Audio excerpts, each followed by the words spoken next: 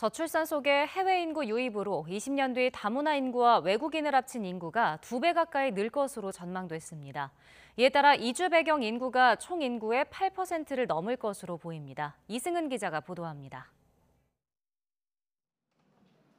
저출산 현상과 더불어 앞으로 외국인이 연간 5만 5천 명 정도 지속적으로 유입될 것으로 통계청은 내다봤습니다.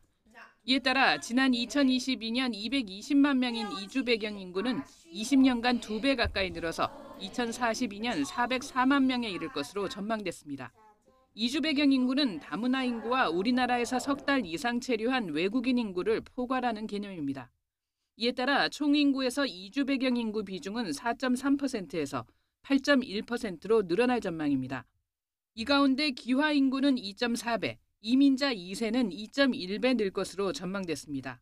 외국인은 285만 명으로 1.7배 늘면서 총 인구의 5.7%를 차지할 전망입니다. 이주 배경을 지닌 학령 인구도 50만 명으로 1.5배 늘어날 전망입니다.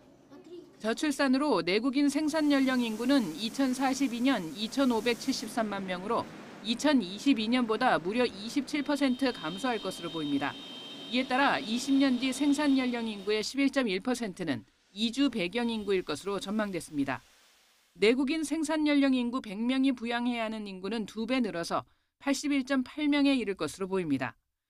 하지만 총 인구로 치면 76.7명으로 이보다는 낮을 전망입니다. 외국인의 유입으로 저희 생산 연령 인구로 많이 편입이 되다 보니까 내국인 총 부양비가 총 인구 총 부양비보다는 좀 더 높을 것으로 보여집니다. 하지만 우리 사회는 다문화 다인종 사회를 맞을 준비가 덜 된 것으로 보입니다.